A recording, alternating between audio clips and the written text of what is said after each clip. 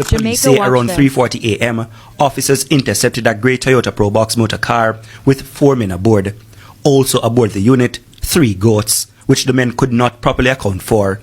A search of the vehicle also reportedly turned up a Glock 19 pistol with 12 rounds of ammunition, 2 cell phones, a laptop, and a 1-strap bag.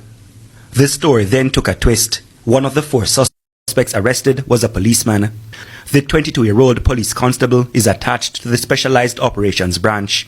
He is facing charges of robbery, possessing a prohibited weapon, and Praedial Larceny. 2 of the remaining 3 suspects are teenagers, one as young as 17 years old.